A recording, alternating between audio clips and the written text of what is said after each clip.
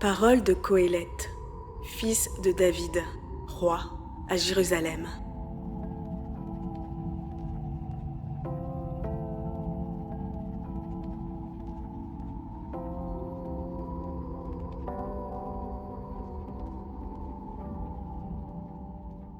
Vanité des vanités, dit Coëlette. Vanité des vanités, tout est vanité.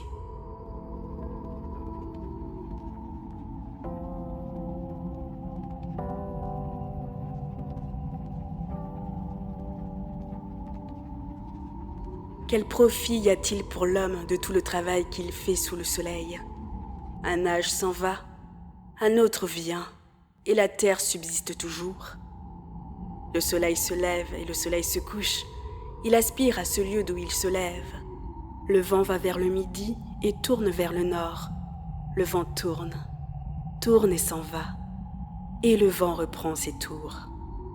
Tous les torrents vont vers la mer, et la mer n'est pas remplie. Vers le lieu où vont les torrents, là-bas, ils s'en vont de nouveau. Tous les mots sont usés, on ne peut plus les dire. L'œil ne se contente pas de ce qu'il voit, et l'oreille ne se remplit pas de ce qu'elle entend. Ce qui a été, c'est ce qui sera. Ce qui s'est fait, c'est ce qui se fera. Rien de nouveau sous le soleil. S'il est une chose dont on puisse dire « Voyez, c'est nouveau cela !» Cela existe déjà depuis les siècles qui nous ont précédés. Il n'y a aucun souvenir des temps anciens. Quant aux suivants qui viendront, il ne restera d'eux aucun souvenir chez ceux qui viendront après.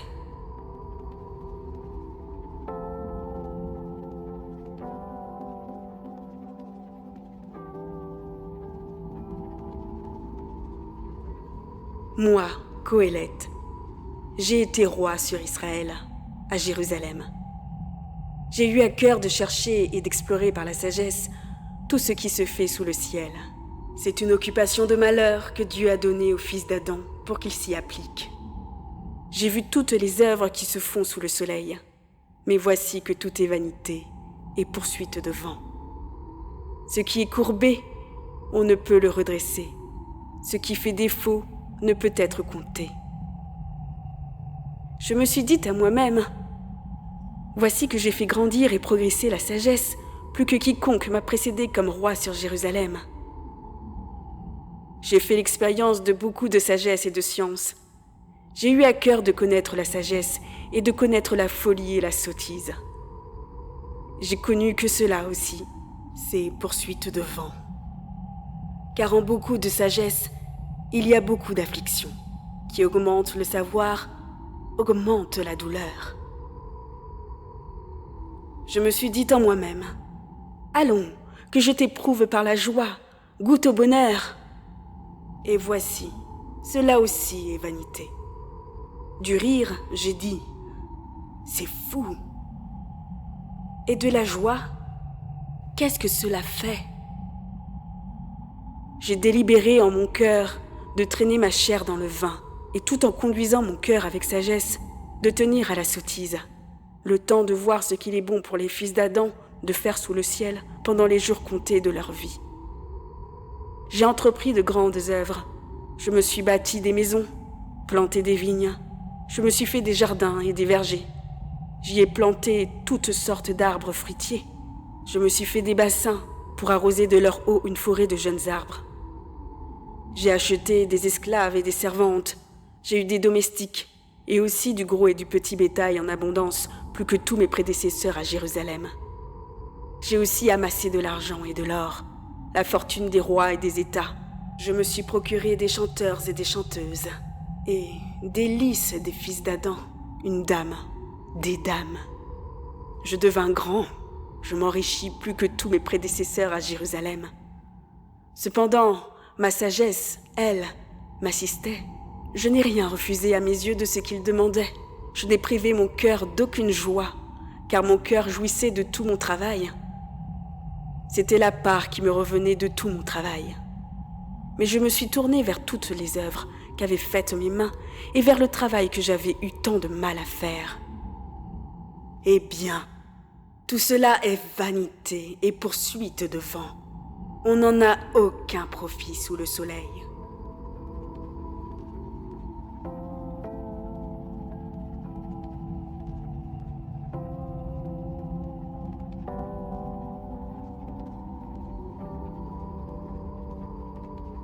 Je me suis aussi tournée, pour les considérer, vers sagesse, folie et sottise. Voyons, que sera l'homme qui viendra après le roi? Ce qu'on aura déjà fait de lui. Voici ce que j'ai vu. On profite de la sagesse plus que de la sottise, comme on profite de la lumière plus que des ténèbres. Le sage a les yeux là où il faut, l'insensé marche dans les ténèbres.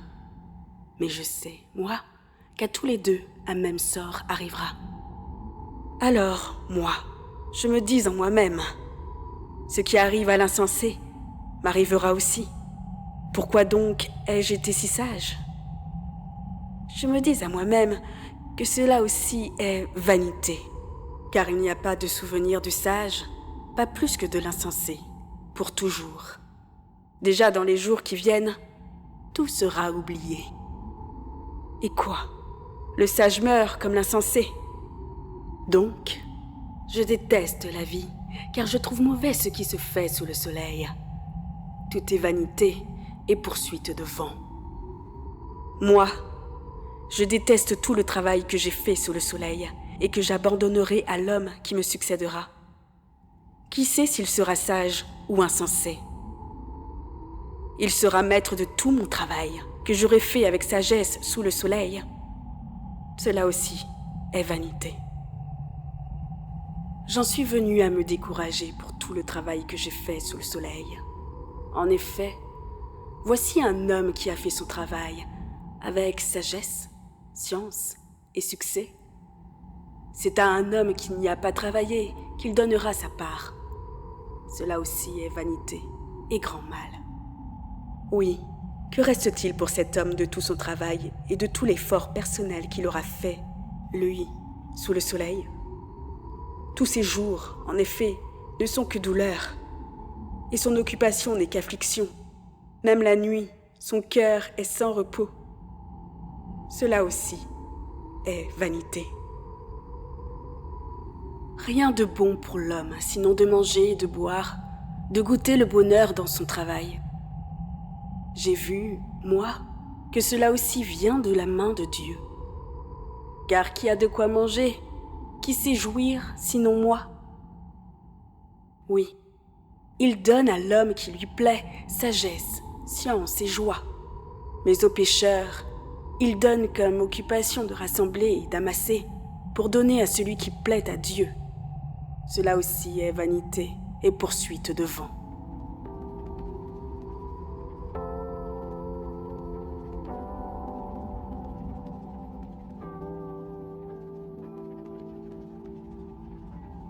Il y a un moment pour tout et un temps pour chaque chose sous le ciel. Un temps pour enfanter et un temps pour mourir. Un temps pour planter et un temps pour arracher le plant.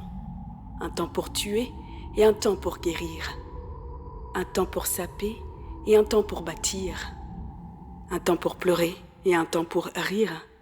Un temps pour se lamenter et un temps pour danser. Un temps pour jeter des pierres et un temps pour amasser des pierres. Un temps pour embrasser et un temps pour éviter d'embrasser. Un temps pour chercher et un temps pour perdre. Un temps pour garder et un temps pour jeter. Un temps pour déchirer et un temps pour coudre. Un temps pour se taire et un temps pour parler. Un temps pour aimer et un temps pour haïr. Un temps de guerre et un temps de paix. Quel profit à l'artisan du travail qu'il fait? Je vois l'occupation que Dieu a donnée au fils d'Adam pour qu'il s'y occupe. Il fait toutes choses belles en son temps. À leur cœur, il donne même le sens de la durée, sans que l'homme puisse découvrir l'œuvre que fait Dieu depuis le début jusqu'à la fin. Je sais qu'il n'y a rien de bon pour lui, que de se réjouir et de se donner du bon temps durant sa vie. Et puis, tout homme qui mange et boit et goûte au bonheur en tout son travail, cela, c'est un don de Dieu. Je sais que tout ce que fait Dieu, cela durera toujours. Il n'y a rien à y ajouter, ni rien à en retrancher. Et Dieu fait en sorte qu'on ait de la crainte devant sa face. Ce qui est a déjà été, et ce qui sera a déjà été. Et Dieu va rechercher ce qui a disparu.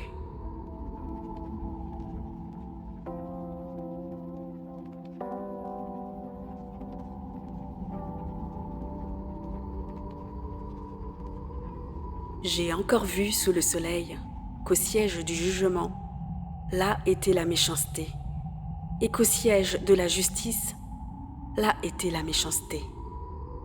Je me suis dit en moi-même, Dieu jugera le juste et le méchant, car il y a là un temps pour chaque chose et pour chaque action.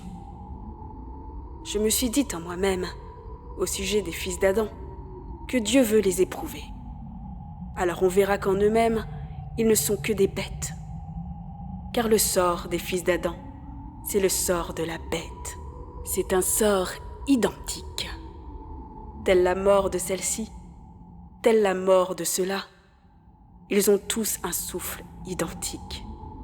La supériorité de l'homme sur la bête est nulle, car tout est vanité. Tout va vers un lieu unique. Tout vient de la poussière, et tout retourne à la poussière. Qui connaît le souffle des fils d'Adam qui monte, lui, vers le haut, tandis que le souffle des bêtes descend vers le bas, vers la terre? Je vois qu'il n'y a rien de mieux pour l'homme que de jouir de ses œuvres, car telle est sa part, qui, en effet, l'emmènera voir ce qui sera après lui.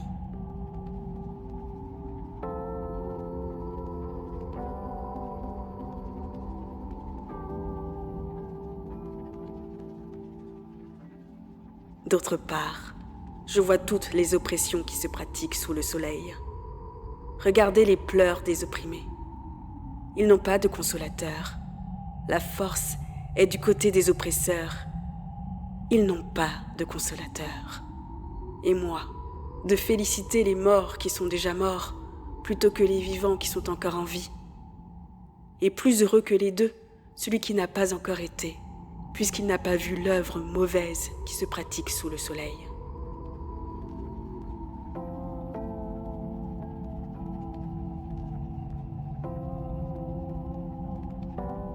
Je vois, moi, que tout le travail, tout le succès d'une œuvre, c'est jalousie des uns envers les autres.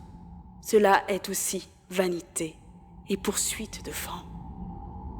L'insensé se croise les bras et dévore sa propre chair. Mieux vaut le creux de la main plein de repos que 2 poignées de travail de poursuite de vent.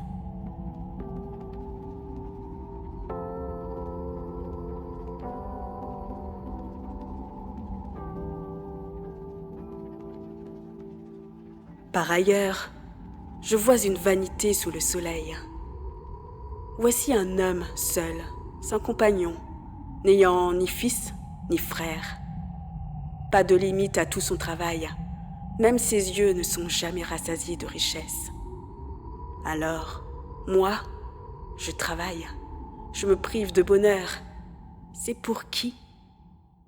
Cela est aussi vanité, c'est une mauvaise affaire. 2 hommes valent mieux qu'un seul, car ils ont un bon salaire pour leur travail. En effet, s'ils tombent, l'un relève l'autre. Mais malheur à celui qui est seul. S'il tombe, il n'a pas de second pour le relever. De plus, s'ils couchent à 2, ils ont chaud. Mais celui qui est seul, comment se réchauffera-t-il? Et si quelqu'un vient à bout de celui qui est seul, 2 lui tiendront tête. Un fil triple ne rompt pas vite.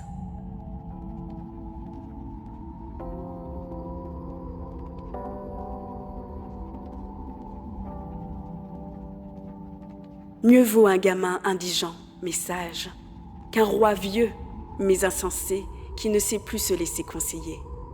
Que ce garçon soit sorti de prison pour régner, qu'il soit même né mendiant pour exercer sa royauté, J'ai vu tous les vivants qui marchent sous le soleil être du côté du gamin, du second, celui qui surgit à la place de l'autre.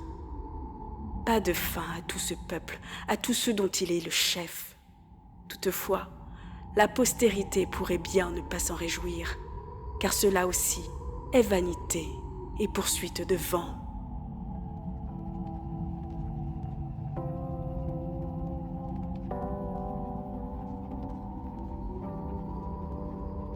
Surveille tes pas quand tu vas à la maison de Dieu. Approche-toi pour écouter plutôt que pour offrir le sacrifice des insensés, car ils ne savent pas qu'ils font le mal. Que ta bouche ne se précipite pas et que ton cœur ne se hâte pas de proférer une parole devant Dieu, car Dieu est dans le ciel et toi sur la terre. Donc, que tes paroles soient peu nombreuses, car de l'abondance des occupations vient le rêve, et de l'abondance des paroles, les propos ineptes. Si tu fais un vœu à Dieu, ne tarde pas à l'accomplir, car il n'y a pas de faveur pour les insensés. Le vœu que tu as fait, accomplis-le. Mieux vaut pour toi ne pas faire de vœu que faire un vœu et ne pas l'accomplir.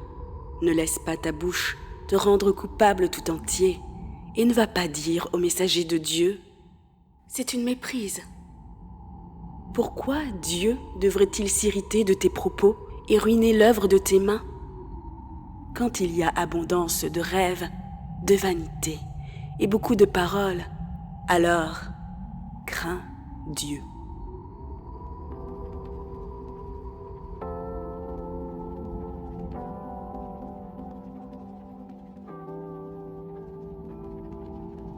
Si, dans l'État, tu vois l'indigent opprimé, le droit et la justice violés, ne sois pas surpris de la chose, car au-dessus d'un grand personnage veille un autre grand, et au-dessus d'eux, il y a encore des grands. Et à tous, la terre profite. Le roi est tributaire de l'agriculture.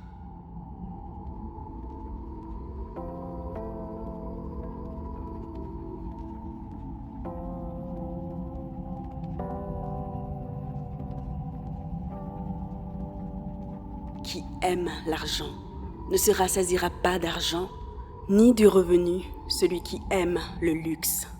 Cela est aussi vanité. Avec l'abondance des biens abondent ceux qui les consomment, et quel bénéfice pour le propriétaire sinon un spectacle pour les yeux? Doux est le sommeil de l'ouvrier, qu'il ait mangé peu ou beaucoup. Mais la satiété du riche, elle, ne le laisse pas dormir. Il y a un mal affligeant que j'ai vu sous le soleil. La richesse conservée par son propriétaire pour son malheur. Cette richesse périt dans une mauvaise affaire. S'il engendre un fils, celui-ci n'a plus rien en main. Comme il est sorti du sein de sa mère, nu, il s'en retournera comme il était venu. Il n'a rien retiré de son travail qu'il puisse emporter avec lui. Et cela est aussi un mal affligeant qu'il s'en aille ainsi qu'il était venu. Quel profit pour lui d'avoir travaillé pour du vent. De plus, il consume tous ses jours dans les ténèbres. Il est grandement affligé, déprimé, irrité. Ce que moi je reconnais comme bien, le voici. Il convient de manger et de boire, de goûter le bonheur dans tout le travail que l'homme fait sous le soleil, pendant le nombre des jours de vie que Dieu lui donne, car telle est sa part. De plus, tout homme à qui Dieu donne richesse et ressources, et à qui il a laissé la faculté d'en manger, d'en prendre sa part et de jouir de son travail, c'est là un don de Dieu. Non, il ne songe guère au jour de sa vie, tant que Dieu le tient attentif à la joie de son cœur. Il y a un mal que j'ai vu sous le soleil, et il est immense pour l'humanité. Soit un homme à qui Dieu donne richesse, ressources et gloire, à qui rien ne manque pour lui-même de tout ce qu'il désire, mais à qui Dieu ne laisse pas la faculté d'en manger, car c'est quelqu'un d'étranger qui le mange. Cela aussi est vanité et mal affligeant.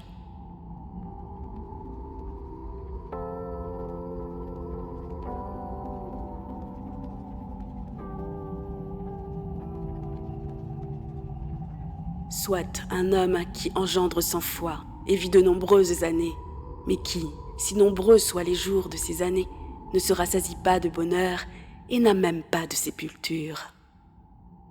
Je dis, l'avorton vaut mieux que lui, car c'est en vain qu'il est venu, et il s'en va dans les ténèbres, et par les ténèbres son nom sera recouvert. Il n'a même pas vu le soleil et ne l'a pas connu. Il a du repos plus que l'autre. Même si celui-ci avait vécu 2 fois 1000 ans, il n'aurait pas goûté le bonheur. N'est-ce pas vers un lieu unique que tout va ?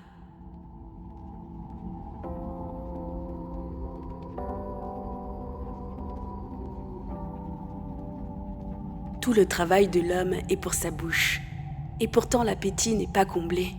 En effet, qu'a de plus le sage que l'insensé ? Qu'a le pauvre qui s'est allé de l'avant face à la vie ? Mieux vaut la vision des yeux que le mouvement de l'appétit.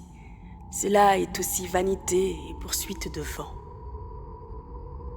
Ce qui a été a déjà reçu un nom, et on sait ce que c'est, l'homme. Mais il ne peut entrer en procès avec plus fort que lui. Quand il y a des paroles en abondance, elles font abonder la vanité. Qu'est-ce que l'homme a de plus ? En effet, qui sait ce qui est le mieux pour l'homme pendant l'existence, pendant les nombreux jours de sa vaine existence qu'il passe comme une ombre ? Qui indiquera donc à l'homme ce qui sera après lui sous le soleil ?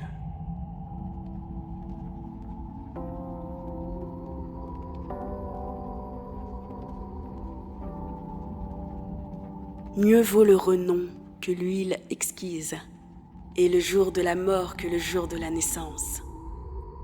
Mieux vaut aller à la maison de deuil qu'à la maison du banquet, puisque c'est la fin de tout homme, il faut que les vivants y appliquent leur cœur. Mieux vaut le chagrin que le rire, car sous un visage en peine, le cœur peut être heureux. Le cœur des sages est dans la maison de deuil, et le cœur des insensés dans la maison de joie. Mieux vaut écouter la semonce du sage qu'être homme à écouter la chanson des insensés. Car tel le pétillement des broussailles sous la marmite, tel est le rire de l'insensé. Mais cela aussi est vanité, que l'oppression rende fou le sage et qu'un présent perde le cœur. Mieux vaut l'aboutissement d'une chose que ses prémices. Mieux vaut un esprit patient qu'un esprit prétentieux, que ton esprit ne se hâte pas de s'irriter, car l'irritation vit au cœur des insensés. Ne dis pas « Comment se fait-il que les temps anciens aient été meilleurs que ceux-ci » Ce n'est pas la sagesse qui te fait poser cette question. La sagesse est bonne comme un héritage. Elle profite à ceux qui voient le soleil. Car être à l'ombre de la sagesse, c'est être à l'ombre de l'argent. Et le profit du savoir, c'est que la sagesse fait vivre ceux qui la possèdent. Regarde l'œuvre de Dieu. Qui donc pourra réparer ce qu'il a courbé ? Au jour du bonheur, sois heureux, et au jour du malheur, regarde. Celui-ci, autant que celui-là, Dieu les a faits, de façon que l'homme ne puisse rien découvrir de ce qui sera après lui.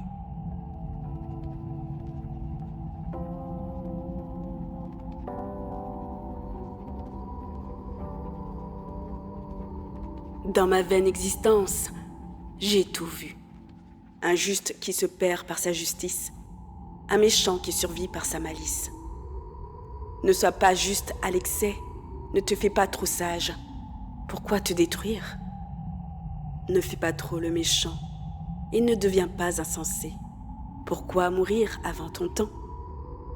Il est bon que tu tiennes à ceci sans laisser ta main lâcher cela, car celui qui craint Dieu fera aboutir l'une et l'autre chose. La sagesse rend le sage plus fort que 10 gouverneurs présents dans une ville. Car aucun homme n'est assez juste sur terre pour faire le bien sans péché. D'ailleurs, à tous les propos qu'on profère, ne prête pas attention. Ainsi, tu n'entendras pas ton serviteur te dénigrer, car bien des fois, tu as eu conscience, toi aussi, de dénigrer les autres.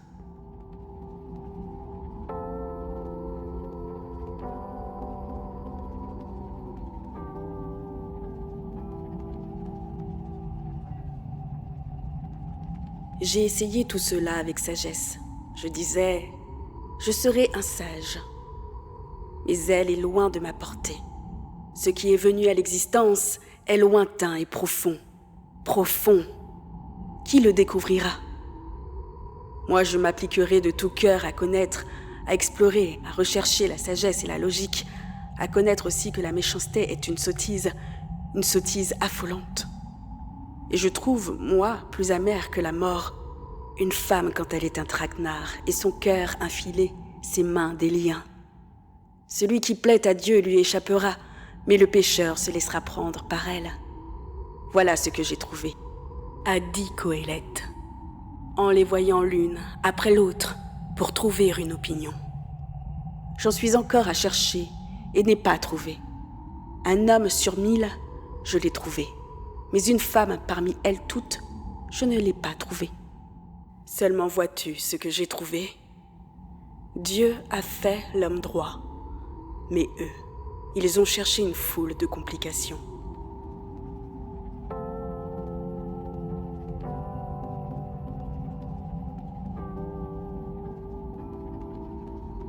Qui est comme le sage et sait interpréter cette parole? La sagesse d'un homme illumine son visage, et la dureté de son visage en est transformée. Moi, observe l'ordre du roi, et, à cause du serment divin, ne te presse pas de t'écarter de lui.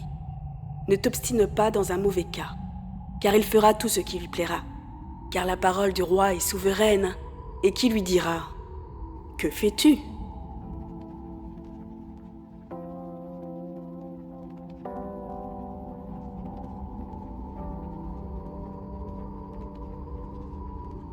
Celui qui observe le commandement ne connaîtra rien de mauvais. Le temps et le jugement, le cœur du sage les connaît. Oui, il y a pour chaque chose un temps et un jugement. Mais il y a un grand malheur pour l'homme. Il ne sait pas ce qui arrivera, qui lui indiquera quand cela arrivera. Personne n'a de pouvoir sur le souffle vital pour retenir ce souffle. Personne n'a de pouvoir sur le jour de la mort. Il n'y a pas de relâche dans le combat, et la méchanceté ne sauve pas son âme. Tout cela, je l'ai vu en portant mon attention sur tout ce qui se fait sous le soleil, au temps où l'homme a sur l'homme le pouvoir de lui faire du mal.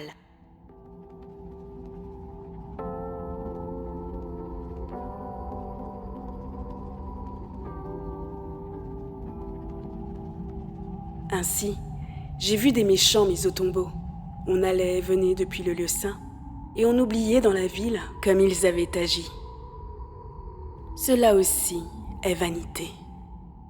Parce que la sentence contre l'œuvre mauvaise n'est pas vite exécutée, le cœur des fils d'Adam est rempli de malfaisance.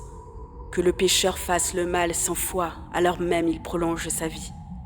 Je sais pourtant, moi aussi, qu'il y aura du bonheur pour ceux qui craignent Dieu, parce qu'ils ont de la crainte devant sa face, mais qu'il n'y aura pas de bonheur pour le méchant, et que, passant comme l'ombre, il ne prolongera pas ses jours, parce qu'il est sans crainte devant la face de Dieu. Il est un fait sur la terre qui est vanité. Il est des justes qui sont traités selon le fait des méchants, et des méchants qui sont traités selon le fait des justes. J'ai déjà dit que cela est aussi vanité, et je fais l'éloge de la joie, car il n'y a pour l'homme sous le soleil rien de bon, sinon de manger, de boire, de se réjouir, et cela l'accompagne dans son travail durant les jours d'existence que Dieu lui donne sous le soleil.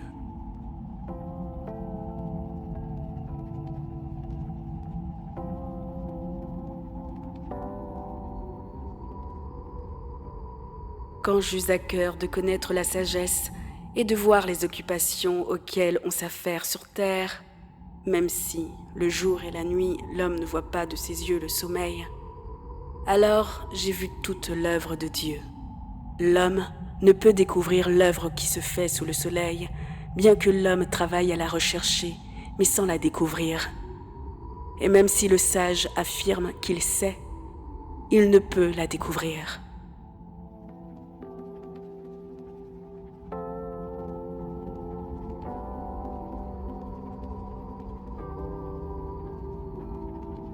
Oui, tout cela, je l'ai pris à cœur, et voici tout ce que j'ai éprouvé. C'est que les justes, les sages et leurs travaux sont entre les mains de Dieu. Ni l'amour, ni la haine, l'homme ne les connaît. Tout cela le devance. Tout est pareil pour tous. Un sort identique échoit aux justes et aux méchants, au bon et au pur comme à l'impur, à celui qui sacrifie et à celui qui ne sacrifie pas. Il en est du bon comme du pécheur, de celui qui prête serment comme de celui qui craint de le faire. C'est un mal dans tout ce qui se fait sous le soleil qu'un sort identique pour tous. Aussi le cœur des fils d'Adam est-il plein de malice. La folie est dans leur cœur pendant leur vie, et après, on s'en va vers les morts. En effet, qui sera préféré ? Pour tous les vivants, il y a une chose certaine. Un chien vivant vaut mieux qu'un lion mort, car les vivants savent qu'ils mourront, mais les morts ne savent rien du tout. Pour eux, il n'y a plus de rétribution puisque leur souvenir est oublié. Leurs amours, leur haine, leur jalousie ont déjà péri. Ils n'auront plus jamais de part à tout ce qui se fait sous le soleil.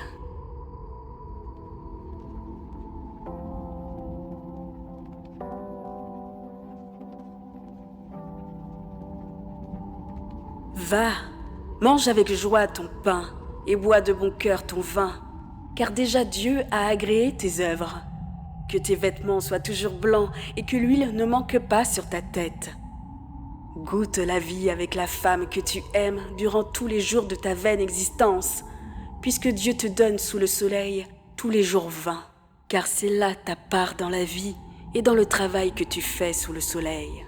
Tout ce que ta main se trouve capable de faire, fais-le par tes propres forces, car il n'y a ni œuvre, ni bilan, ni savoir, ni sagesse dans le séjour des morts où tu t'en iras.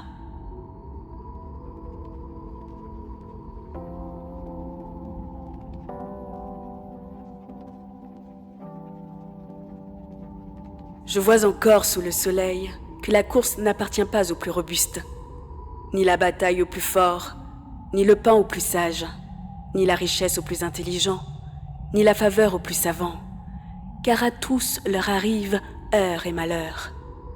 En effet, l'homme ne connaît pas plus son heure que les poissons qui se font prendre au filet de malheur, que les paresseux pris au piège. Ainsi, les fils d'Adam sont surpris par le malheur quand il tombe sur eux à l'improviste.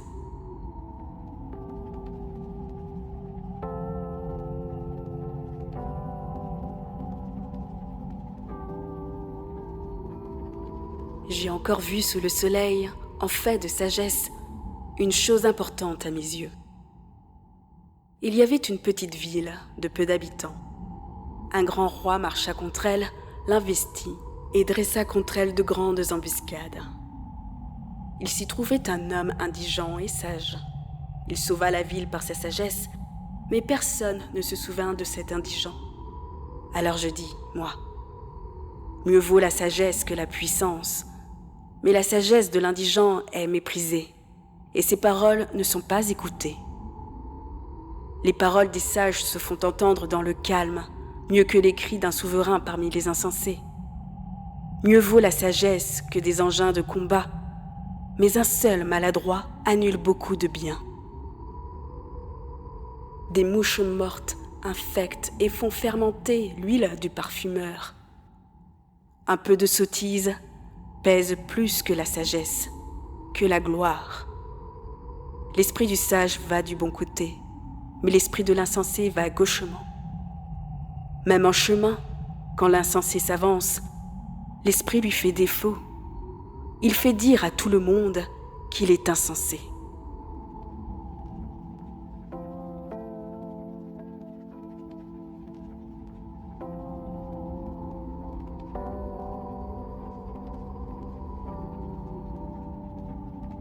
Si l'humeur du chef s'élève contre toi, n'abandonne pas ton poste, car le sang-froid évite de grandes maladresses.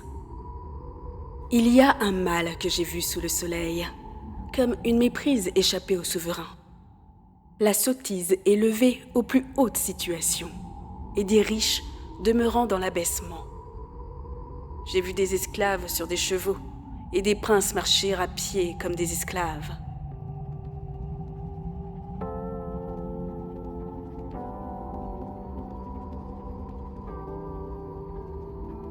Qui creuse une fosse tombe dedans, qui sape un mur, un serpent le mord, qui extrait des pierres peut se blesser avec, qui fend du bois encourt un danger.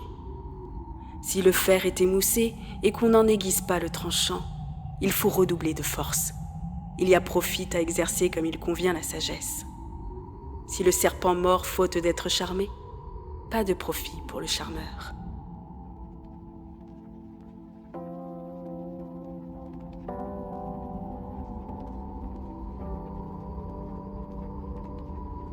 Ce que dit la bouche d'un sage plaît, mais les lèvres de l'insensé le ravalent. Le début de ses propos est sottise et la fin de ses propos folie mauvaise. L'insensé multiplie les paroles. L'homme ne sait plus ce qui arrivera. Qui lui indiquera ce qui arrivera après lui? Le travail de l'insensé l'épuise. Il ne sait même pas comment aller à la ville.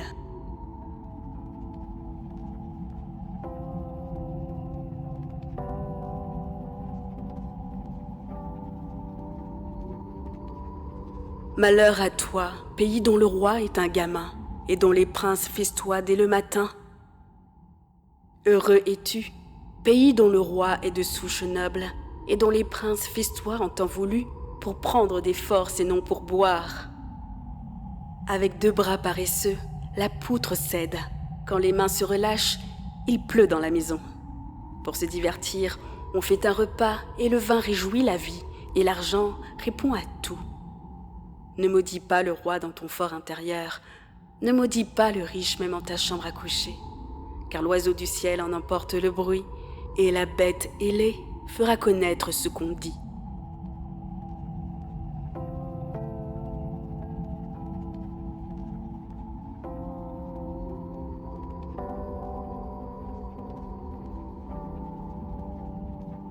Lance ton pain à la surface des eaux, car à la longue, tu le retrouveras.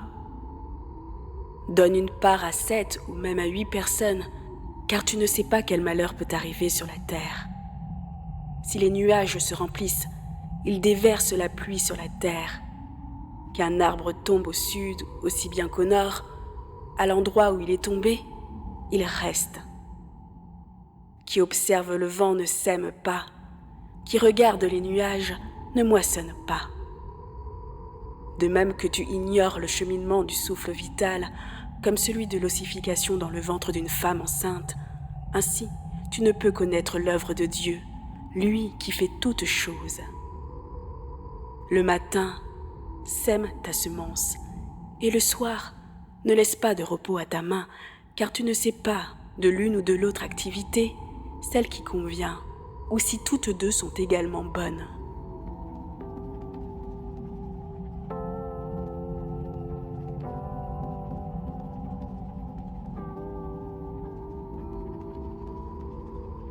Douce est la lumière, c'est un plaisir pour les yeux de voir le soleil. Si l'homme vit de nombreuses années, qu'il se réjouisse en elles toutes, mais qu'il se souvienne que les jours sombres sont nombreux, que tout ce qui vient est vanité. Réjouis-toi, jeune homme, dans ta jeunesse, que ton cœur soit heureux au jour de ton adolescence. Marche selon les voies de ton cœur et selon la vision de tes yeux. Mais sache que pour tout cela, Dieu te fera comparaître en jugement. Éloigne de ton cœur l'affliction, écarte de ta chair le mal, car la jeunesse et l'aurore de la vie sont vanité.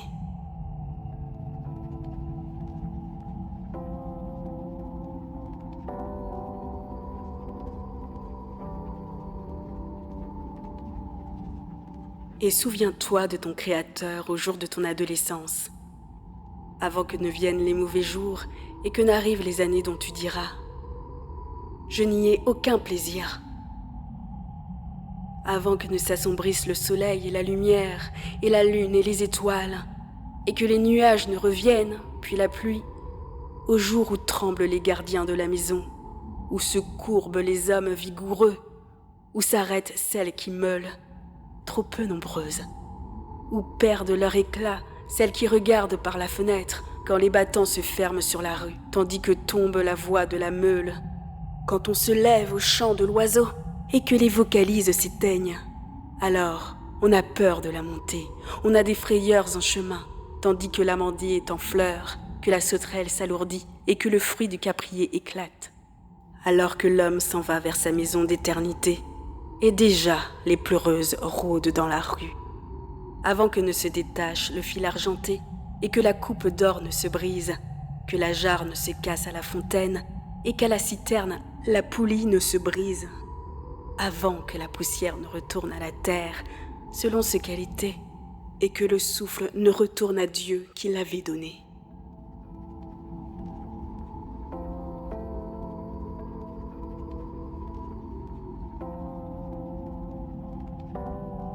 Vanité des vanités, a dit le Coëlette. Tout est vanité. Ce qui ajoute à la sagesse de Coëlette, c'est qu'il a encore enseigné la science au peuple. Il a pesé, examiné, ajusté un grand nombre de proverbes. Coëlette s'est appliqué à trouver des paroles plaisantes, dont la teneur exacte est ici transcrite. Ce sont les paroles authentiques. Les paroles des sages sont comme des aiguillons. Les auteurs des recueils sont des jalons bien plantés. Tel est le don d'un pasteur unique. Garde-toi, mon fils, d'y ajouter. À multiplier les livres, il n'y a pas de limite. Et à beaucoup étudier, le corps s'épuise.